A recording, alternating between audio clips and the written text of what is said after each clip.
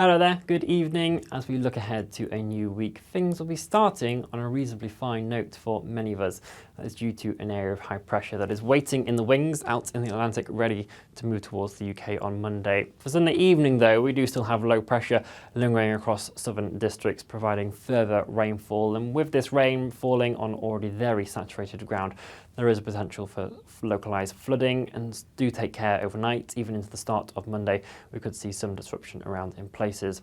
Elsewhere, there'll be some clear spells overnight, showers pushing into the far north, and as these start falling on frozen surfaces where we see temperatures plummeting away, we could see some icy stretches forming first thing on Monday morning. Generally further southeast, temperatures will hold up a touch more underneath the more widespread cloud here, but it does mean it's going to be a fairly drab and grey start to the day. The rain as well could take until the afternoon to properly clear off the likes of East Sussex and Kent.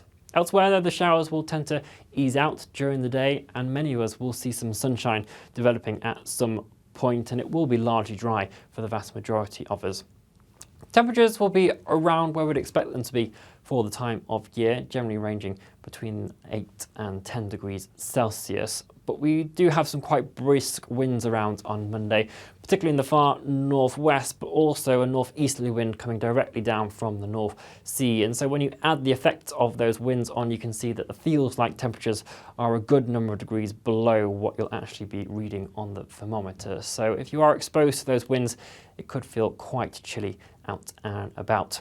Despite the wind though, it will be a fairly fine end to the day for many of us as well. Dry for the vast majority of us, really, if not all of us. We'll see some clear intervals, and where we hold on to those starry skies for England and Wales, it will certainly turn into a chilly night with some frost forming, fog and mist patches also certainly possible. Temperatures will actually rise into the second half of the night for the far northwest of Scotland as we see this rain band moving its way in, and some strong blustery winds pushing in more from a southwesterly direction, just starting to feed in some milder conditions here.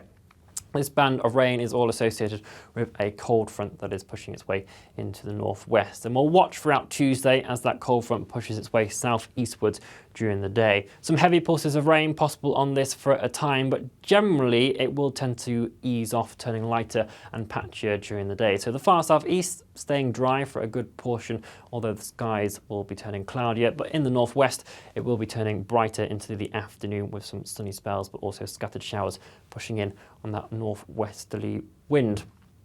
Temperatures reasonably similar to the day before, again 8 to 10 degrees Celsius as your maximum, probably feeling again quite cold where we're exposed to the strongest winds and underneath the most persistent cloud though.